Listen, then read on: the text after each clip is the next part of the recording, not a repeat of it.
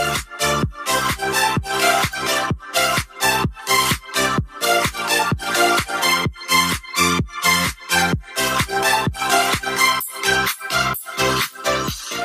hello everybody and welcome back to my channel, or if you're new, hello, welcome to my channel.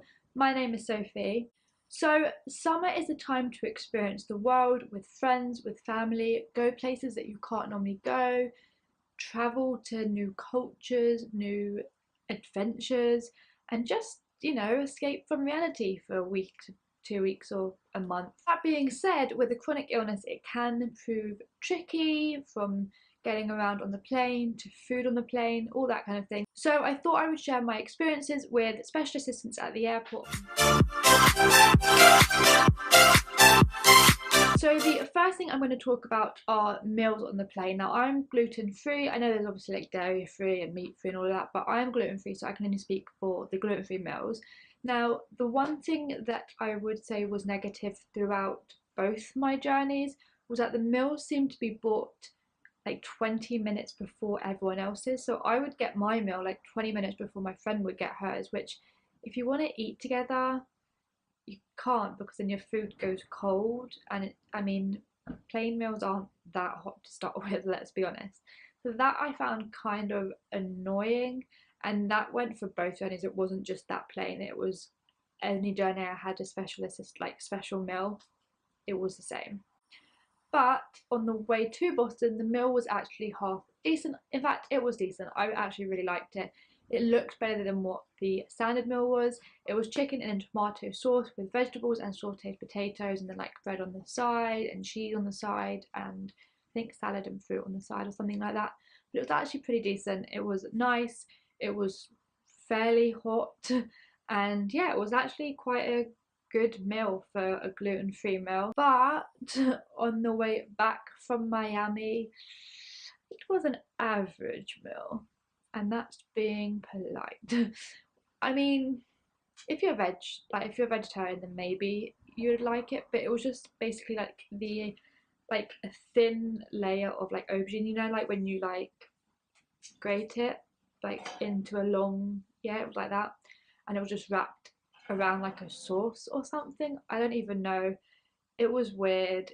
You couldn't even cut the aubergine because it was like really tough and stuff. It wasn't great, but I mean, it was a meal, I guess. So the second type of assistance that I personally use and can share my experience with is special assistance in getting to the gate, onto the plane, and back the other way.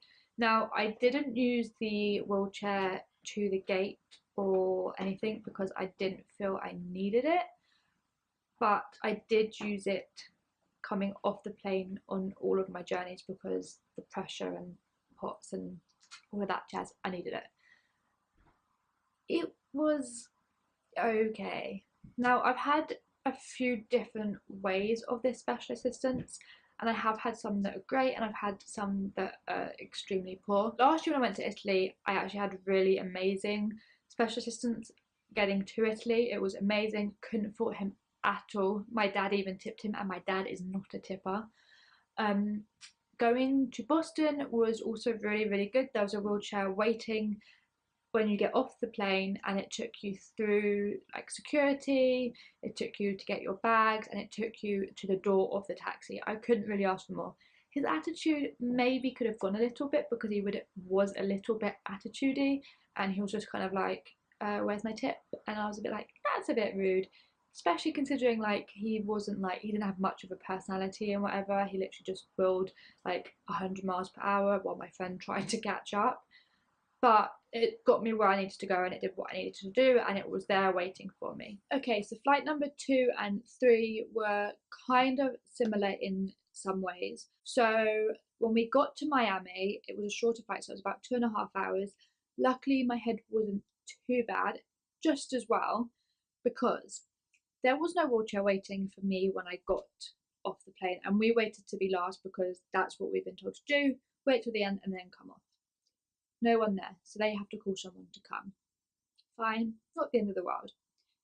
Get on the wheelchair. He literally wheels me up the ramp at, again, 100 miles per hour with my friend like trying to catch up. And goes, oh, we need to change your wheelchair.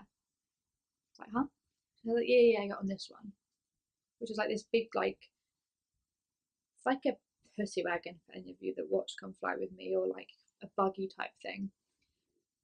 Changes me on that, but there's no space for my friend, so she has to walk and try and catch up, which is again ridiculous. There's no security at this airport because it was an internal flight, just as well, because that probably would have been another wheelchair change. So I've changed once, then wheels me just before baggage at, like, just to literally, you can see the door to baggage like claim.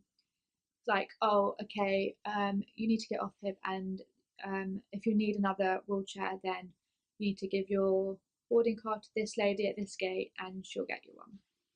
We're like, excuse me?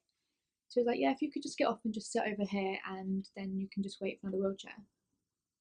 We were just like, seriously? Like, just to get to this point has already taken like half an hour. Luckily at this point my head wasn't too bad. It kind of had a chance to get a bit more like balance in it. I was a bit unsteady on my feet. Luckily I wasn't having a really bad turn like I've had previously.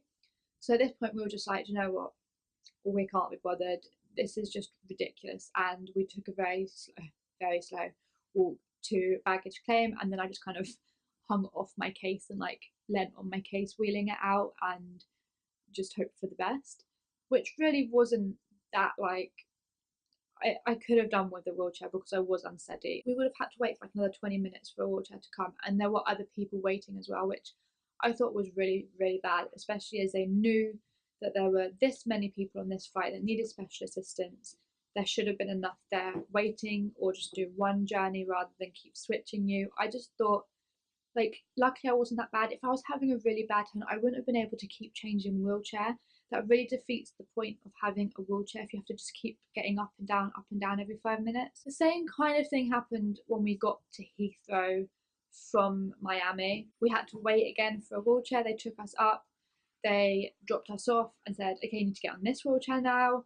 Then they went a bit further, and it was just before security, and they're like, okay, we need to drop you here and you can wait again. So again, I was at this point, I was like, I really don't feel well, but at this point you just want to get home. You don't want to be waiting to be changed chair like 50 times. So I mean, it was below average, I would say. Well, that is all for this video. I would love to hear of your experiences, if you've used special assistance at the airport, if you've used it, if you're blind, if you're deaf, even if you've used the same types as I have. I would love to hear your experiences. I have had good, but on this trip I didn't have the best for the most part. So yeah, if you did like this video, be sure to give it a big old thumbs up. And if you're not already, I would love for you to subscribe, and then we can have a ton more fun together. Right up in that corner, I'm going to leave a link to my last video, and right down there, I'm going to leave you a surprise link because everyone loves a surprise, so you should go watch that one. And until next time, keep watching, stay strong and stay safe. Bye guys!